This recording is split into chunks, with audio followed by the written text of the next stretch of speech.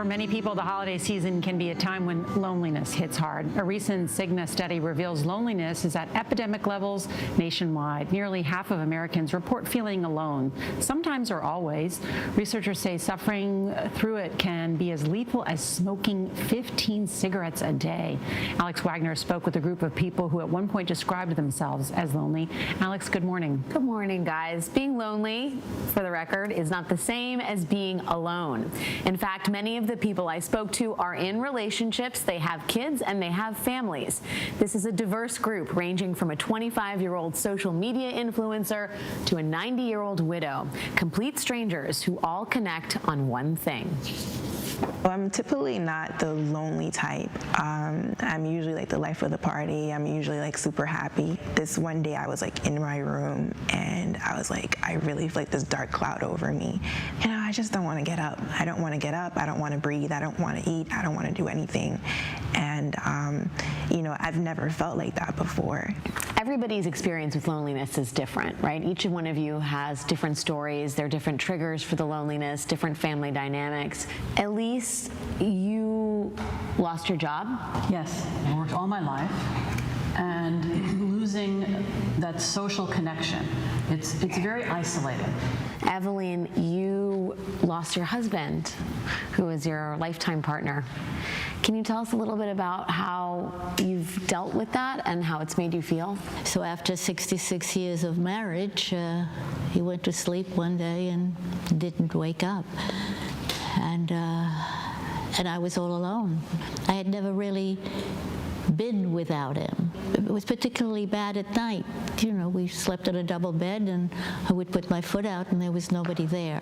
The aging process can also be lonely too, in a way, can it? I'm still active, I'm still reading, I don't have problems walking.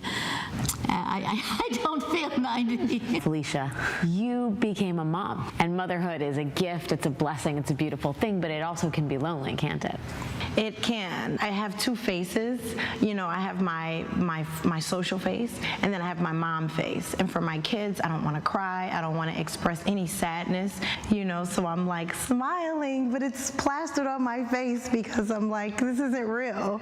People think, you're a stay-at-home mom? Girl, you're doing yoga.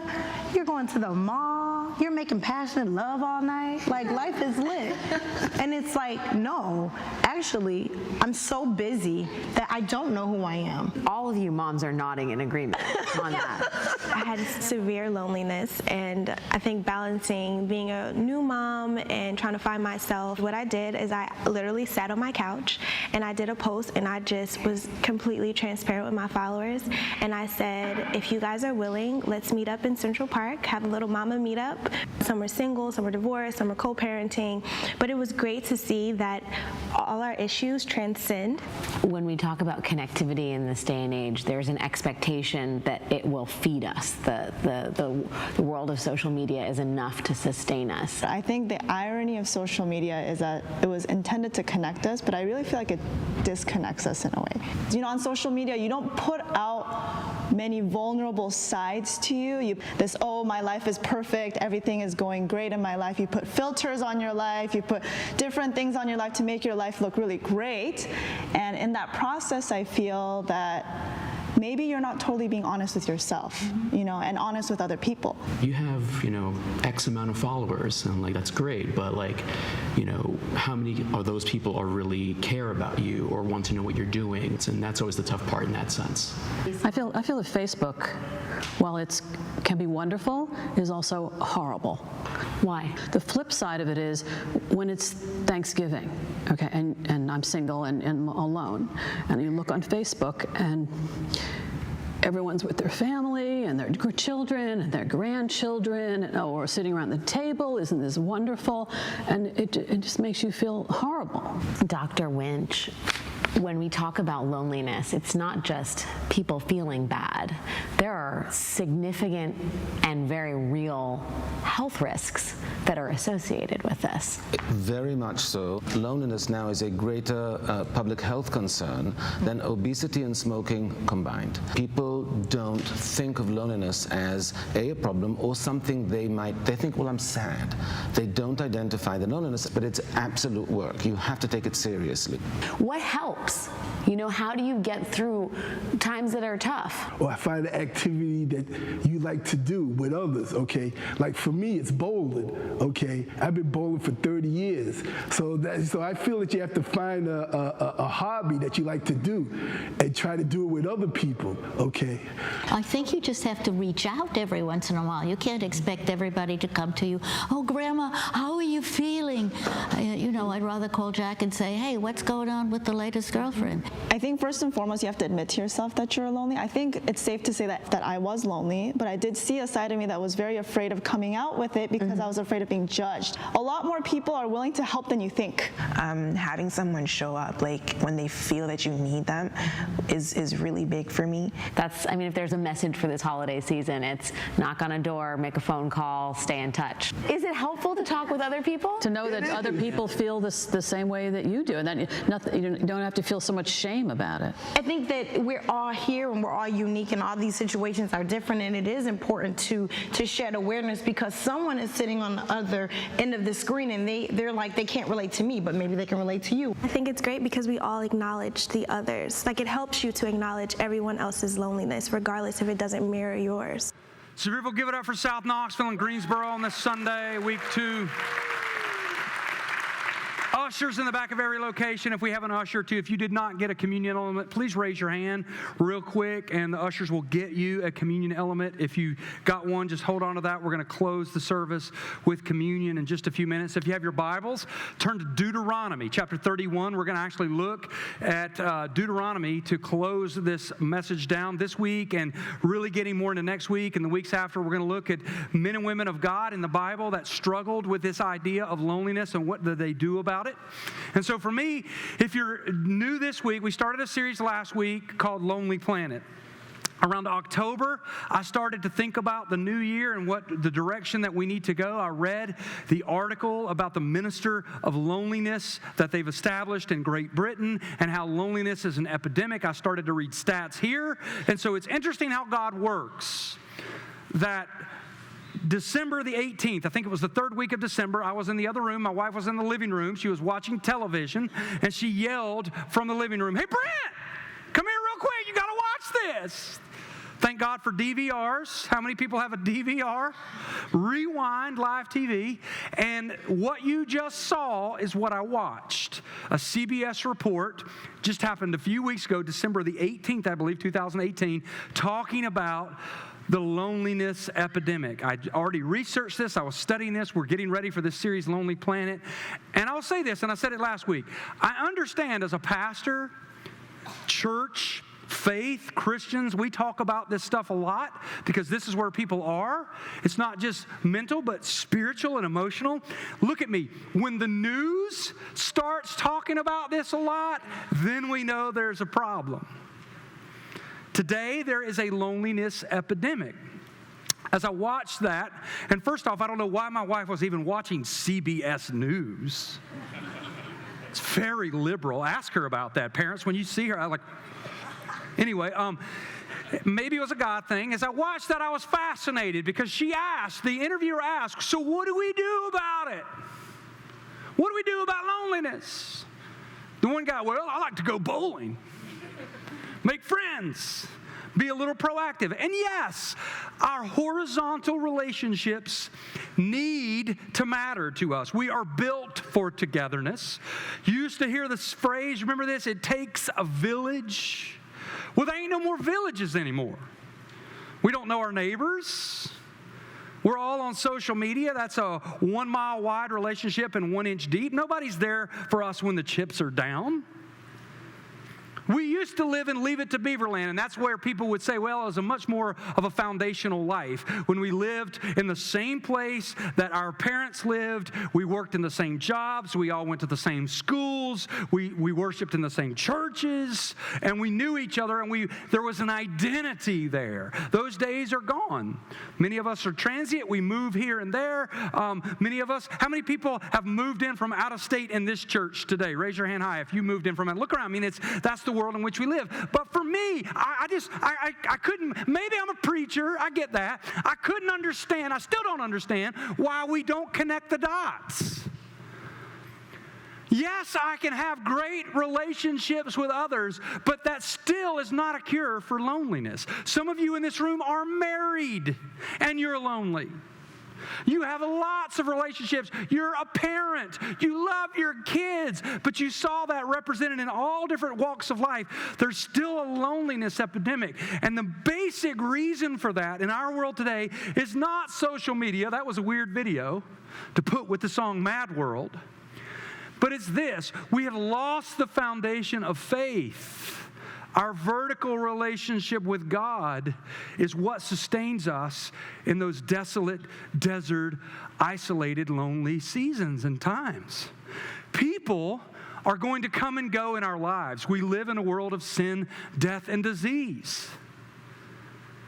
But Christ says He will never leave us or forsake us. How much time do we spend building on that relationship day in and day out? The book of Deuteronomy, we'll get there in a minute, the main theme of the whole book is beware unless you forget that our relationship with God matters. And so today we chase everything. I like that guy. There's nothing wrong with hobbies. How many people have a hobby you love? But let me tell you, my golfing hobby does not help my loneliness. If anything, it makes me lonelier because I'm so much better than the guys I play with. Just kidding. Me being married, I love my wife, but you know what? There are times when she's asleep, and I know if I was to wake her up, I'm annoying her.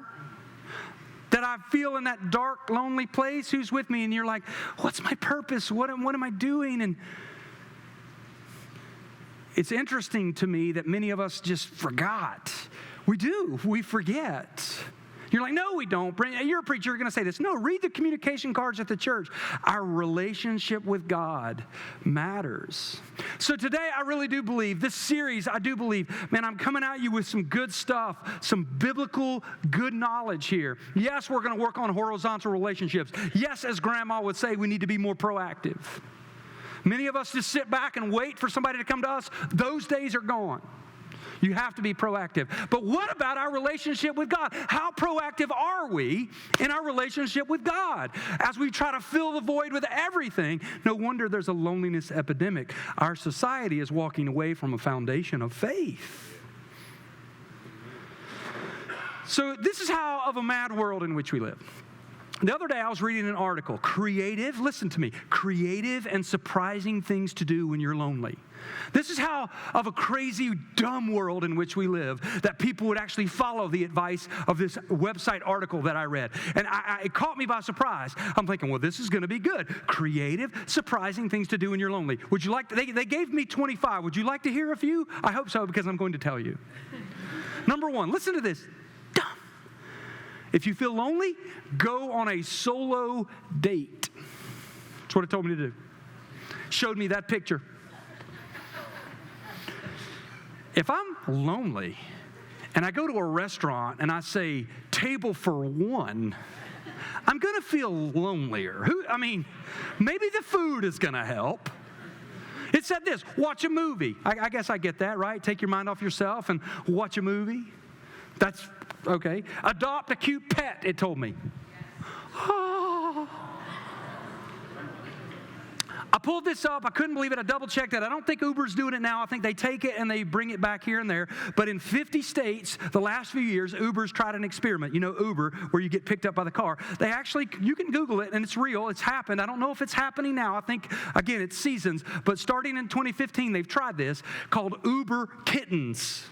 Who's seen this? Anybody seen this? For a $30 snuggle fee, somebody in an Uber will bring you a kitten, and you can pet a kitten for 15 minutes for $30 if you're lonely. I'm a Christian, I'm a dog lover, but maybe that works. Said this, read fiction. If you feel lonely, read fiction. Maybe 50 Shades of Grey. Well, I don't know. How about this? Take a bath. It said if you feel lonely, take a bath. There's no pictures, by the way. I couldn't put a picture up there. Go on a random car ride, train ride, or plane ride to anywhere. If you feel lonely, just leave what you're doing and go on a trip by yourself. Dance naked was one of the things. It said, no pictures, by the way. Dance naked. Some of you are like, Brent, what kind of website are you getting your information from? How about this? This actually said this. Watch the show Friends. Oh. So no one told you life was gonna be this way. Your job's a joke, you're broke, your love life's Dio. Anyway, drink coffee, it said. Feel lonely, drink coffee. Make your bed. It was very fascinating to me that if you feel lonely, a creative, surprising thing to do is make your bed. And then the last one was just simply this, and this is what I'll agree with. If you feel lonely, do something crazy. And I say that's true because loneliness, the fear of loneliness, has created recklessness in a lot of our lives. Many people, have you ever heard this? How did she end up with him? What did she say? Does he have money? No, she's afraid of being alone and she wants a warm body in her bed. The fear of loneliness is real. A lot of us struggle with it. We equate it to depression and sadness, but the trigger, and this is the news now. This isn't just the pastor saying this. This is the news. We are in big time trouble. You heard that guy. Obesity and smoking combined. Our health issues. We're not talking elderly like we used to that lost a spouse, and you know what? Okay, they're alone. Now, like the 12-year-olds are lonelier than the elderly are. Why is that? How are we not connecting the dots? And it's our relationship with God that matters the most. So the reason for the series, and I'll say it, I don't want to be redundant. I never want you to say, well, pastor's preaching is redundant. Reinforcing is a better word. But sometimes we need to be redundant in order to get it. Loneliness is universal. Sometimes all of us find ourselves in a very desert, isolated, lonely place. The reason for the series, I believe, that we need to tackle is there is no insidious voice worse on our shoulder than that little voice that always seems to whisper to us if we don't watch it, you and I are irredeemably alone. The reason I love my faith the most, the reason I call myself a Christian is, you know what? I am not alone. That I have a relationship with Jesus Christ, that's good. I'm not following a religion or a list of rules and regulations. I know that there is a God who created all things, who loved me so much, even when I chose to turn my back on him, that he would send his only son. God wants communion with me. He wants a relationship with me. And so today I want to do this. I want us to go back and say what we said last week. It's just a little sentence I put together. I want us to remember it. I want to say it every single week. Loneliness is not hopelessness. It does not have to defeat us. It actually can empower us to what? To know Christ more and to make him known. Loneliness is not hopelessness. It does not have to defeat us. There is a reason for loneliness, but we can be empowered to know Christ more and to make him known. So 3 lessons today. Lessons of loneliness. I've entitled the message, Simple. 3 things I want us to think about. 1, I said last week, I'll repeat. 2, I want us to start kind of building on. I want you to think about it. If you don't agree with me, that is okay. You can send me email. I got my share of email last week. Interesting email last week. It's okay. I like it. Don't check your intellect at the door. If you got something to say, that's okay to email me and say, I don't like that. But at least do some self-evaluation before you just throw out there, hey, I don't agree with that. Because ultimately, the convicting power of God will work in our lives, and many of us push that away. So number 1, I believe this to be true. It's hard to debate me on this. You can, I guess. Loneliness is a warning signal that something is missing in our lives. More than ever today, look around. Loneliness is an epidemic. It's becoming a warning signal that something is missing in our lives. So I said it last week, and I want you to think about this. Why do we have the capacity to feel alone? Loneliness God created human beings with loneliness, the capacity for loneliness, so that we would choose to yearn for and find our all in Him. That we will lock in on our Creator, our Redeemer, and our friend, though all abandon us, to know that by faith that God will make a way for us in this life and the next. That's why I believe what I believe. That's why my faith in Christ, that's why I put my faith in Christ.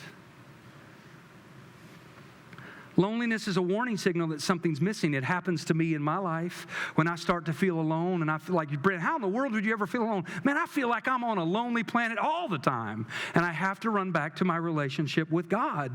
God created me for communion with Him. Only He is going to solve this problem in my life. The key verse for the series, Matthew 10:39. Jesus says, whoever finds his life will lose it. Whoever loses his life for my sake will find it. In the context of the series, when our primary pursuit is ourselves, we will never find what we are looking for. We won't. Look around. We live in a very narcissistic, crazy world. A mad world, a sad world, a lonely world. But when we pursue Jesus, we find what we're looking for. That's the context of that verse in our lives. Self-seeking breeds loneliness. When I just think about myself all the time, you know what? And why do I feel the way I feel? And life isn't fair. And you know what? There's a loneliness that kind of begins to creep in and begins to build. But when I forget about myself and I come alive to Christ, I die to myself, the Bible says, and I come alive to Christ, it breeds fullness. Number 2, so loneliness is a warning signal something's missing. Look around, open your eyes. We're here. We live in that world. Number 2, when I do my own thing, I'm just talking to myself now, ready? I'm usually doing the wrong thing. When I just do my own thing, I'm usually doing the wrong thing. You said, well, Brent, wait a minute. Last week, you said being alone is good. You need to have some solitude. Well, that's spending time with God and family and out even in creation, something bigger than you are. But when I focus in and just do my own thing and always think about myself, Proverbs 28:13 says this, people who conceal their sins will not prosper, but if we confess and turn from them, that we will receive mercy. Many of us today, we talk about prosperity. Many of us are in relationship poverty today. Because we get locked in, we do our own thing, we're ashamed, we don't want to talk about it, we don't reach out, we're not proactive, first with God and then each other. We kind of get that. But doing our own thing can lead to loneliness, lead to recklessness. Now, I'm just talking to myself. Some of you might not agree, but when I tend to do my own thing, I'm doing the wrong thing. Let me give you some examples. Let's talk about eating cake for a minute. Super Bowl, my wife made a cake, or actually it was a pie, a cream pie. My kids were there, a few people, Giovanna's like, hey, we ate some wings. Does anybody want some dessert? I'm like, no, thanks. I did really well. I don't want to eat, maybe a little sliver. The next day I came home, it was Monday. I had a little half turkey sandwich. I thought I did really well. And that pie, that cream pie was in the refrigerator. No one was looking. Before I knew it, I ate half the pie. I was like, my wife runs in. What are you doing? I don't know. Who's ever been there? You've gone out in public. Would you like some dessert? No, I'm good. Thank you. Watch what I eat. Then you go home and there's a carrot cake there. You eat a French fried Shetland pony all by yourself because... Do your own thing, it's the wrong thing. What we watch, typically, you realize we get trapped in a crazy, lonely world. Pornography today they've done massive studies on the epidemic of loneliness in men's life because of pornography. When we we do our own thing, watching what we watch by ourselves with the shades pulled and the computer screen pulled away from the public spaces in the house and looking around, yeah, I'm good. Who you are when nobody's looking is who you are, right? You realize God is always watching.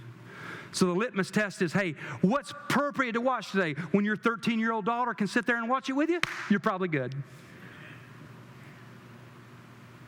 When we do our own thing, we're typically doing the wrong thing. There's an enemy that wants to trap us in our minds.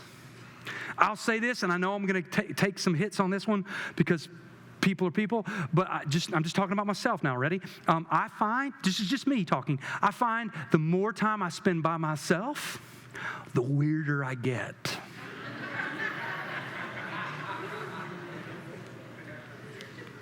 Just talking about me now.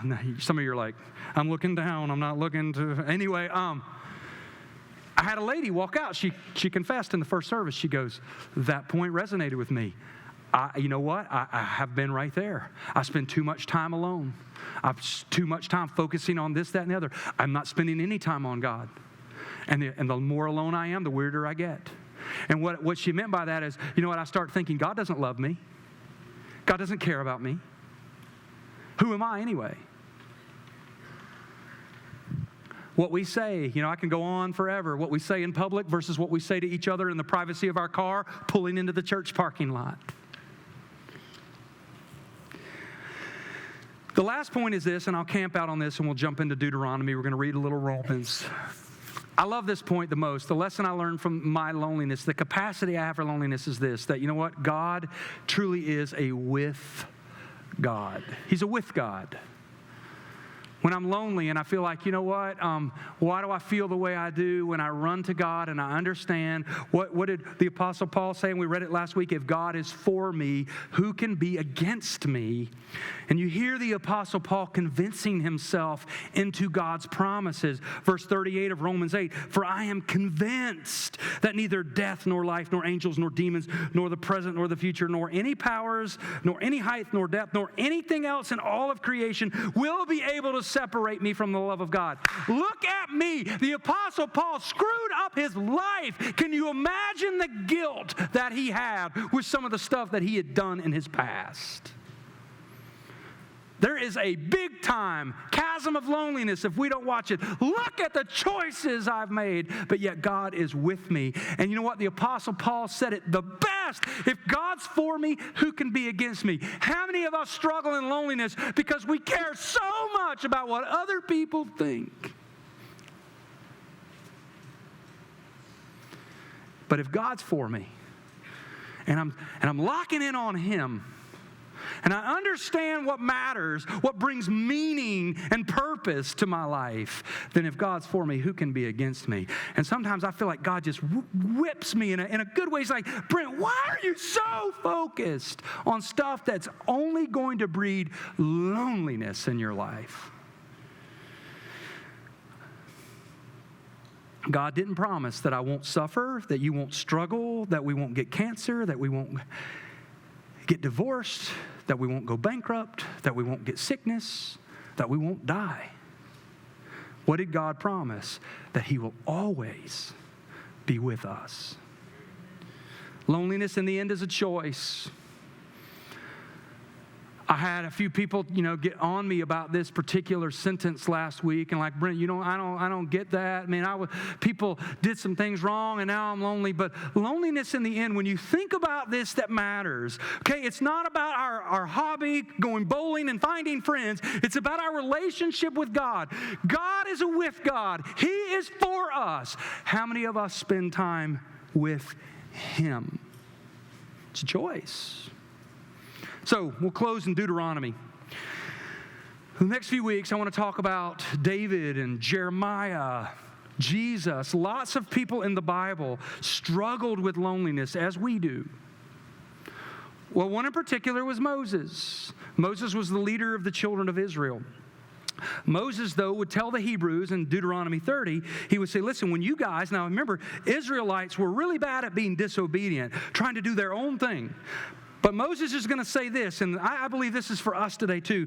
He would say, guys, when you're ready to return to God, God's going to receive you. He loves you that much. God's mercy is unbelievable. Even when the Jews deliberately walked away from God and ruined their lives, God will take them back. Some of us will not learn what's really important until our world comes crashing down around us. So this is what Moses says in Deuteronomy 31, starting in verse 1. Then Moses went out and spoke these words to all of Israel. I am now 120 years old. I am no longer able to lead you. The Lord has said to me, you shall not cross the Jordan. Verse 3, the Lord your God himself will cross over ahead of you. He will destroy these nations before you, and you will take possession of the promised land. Verse 6 is woven throughout Scripture, Old Testament and New Testament, talking about redundant. Be strong and courageous. Don't be afraid or terrified because of them. What was them? Those were those people in the promised land that had occupied the promised land. The Israelites were afraid and terrified.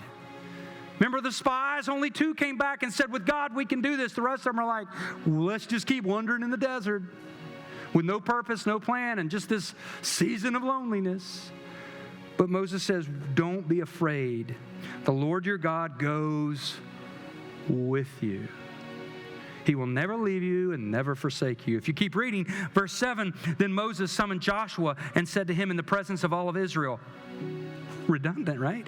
Be strong and courageous, for you must go with this people into the land that the Lord sworn to their ancestors to give them, and you must divide it among them as their inheritance. Verse 8 is the exact same thing as verse 6. The Lord himself goes before you and will be with you. He will never leave you nor forsake you. Do not be afraid. Do not be discouraged. My life application says this, and I love my life application Bible. The lessons of Deuteronomy and Moses are clear. Because of what God has done, Israel should have hope and follow him.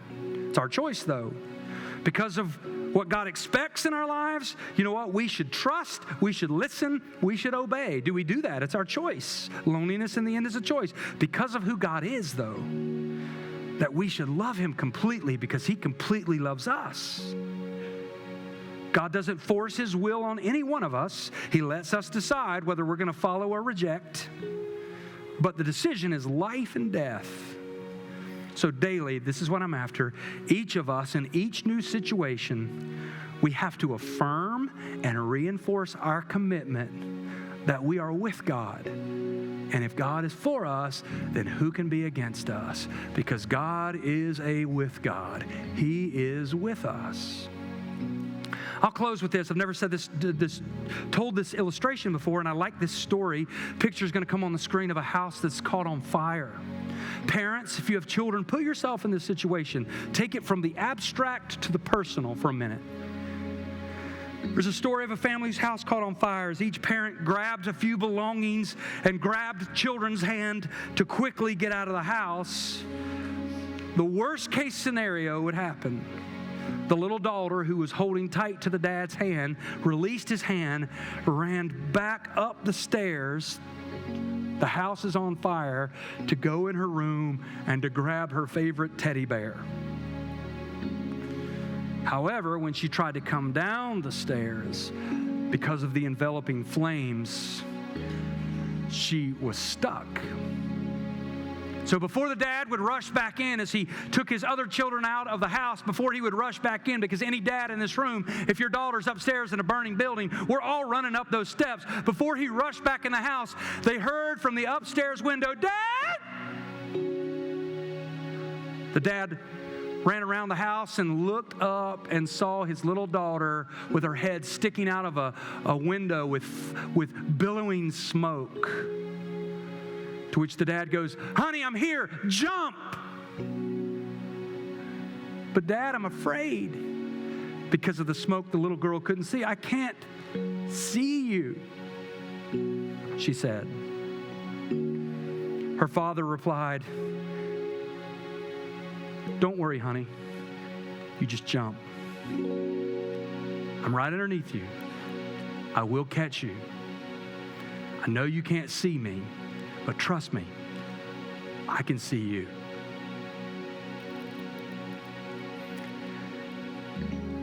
I believe that's our issue today. We live in a world with a lot of smoke. We can't see clearly anymore. We sometimes try to take it upon ourselves, and when we do that, we never find what we're looking for, but we understand that God is a with God. That we just reach out to him daily in each new situation, commit and reaffirm Hey, God, I'm with you. That's what we're missing in our world today. Maybe that's what you're missing. I have to do that every day. God, I'm with you. Man, I'm so thankful you're with me. Do me a favor, grab the communion element in your hands. We're going to close with just a time of prayer, communion, and baptism. So just hang with me for a few moments. We've got a few minutes. Do me a favor, bow your heads and close your eyes for just a minute. Everybody, balcony as well, just all of us together, nobody here but us. Before we take communion, just hold that element in your hand. Remember what God has done, how much He loves you, how much He's with you, that He would send Christ for you. Maybe you need to reaffirm right now and reinforce your commitment to Him. Maybe we've been living out Deuteronomy. Beware unless we forget. Maybe we've chased this, that, and the other. We're trying to fill our lives with everything, but spending that time with the one who loves us the most, who's with us and will never leave us or forsake us. And maybe we need to recommit our lives to being with Him and saying, God, you know what? This message has spoke to me. It's so good to be here. I want to know you more today than yesterday, and I want to grow in you more tomorrow than today. And you know what? I've just taken you for granted. I wonder why things aren't clicking, why I'm not connecting the dots. You know, my relationship with you matters. And you're like, Brent, this message has convicted me just to, once again step up in my faith and say, God, I'm so grateful that you're already with me. I want to be with you. Thank you for the reminder. If that's you, right where you are, I want you to stand to your feet. I want you to stand up and say, you know what, Brent, that's me. I just want to reinforce my commitment to my relationship with my Lord, my Savior. I don't want to just take this for granted. I feel so lonely sometimes. Why do I feel the way I do? Loneliness is a warning signal that something is missing. Most importantly, that is our relationship with God. Don't ever walk away from your foundation of faith. God, you see the men and women standing. Thank you for their boldness, their honesty. It's so good to be in church. May we never take these moments for granted. We have so much bombarding us, but let us be reminded of the truth that you are a with God. May we be strong and courageous and not so terrified. You got it. May we put our faith and trust in you, knowing that you are with us. And if you are for us, who can be against us? That's the profession of our faith. In Jesus' name we pray. Amen. You may be seated. If everyone will take that communion element and grab that wafer, peel that top layer off and grab the wafer, peel the bottom layer off and hold the juice. Let's just remember that God is a with God, that He loves us so much, that He wants a relationship with us because of what Jesus Christ has done. We have that relationship. Take that bread, break it, eat it. Remember the body of Christ that was broken for me, broken for you. He loves you more than you love yourself. He's with you. He'll never leave you or forsake you. Take the juice and drink. And as Christ cried on the cross, God, why have you forsaken me? He felt the sting of loneliness for us. He died for us, though He did nothing wrong. To me, I want to celebrate Jesus' life, His death, His resurrection. It's my only hope. Remember the body, remember the blood that was shed on Calvary's tree. Beware lest we forget. May we never forget. In Jesus' name we pray.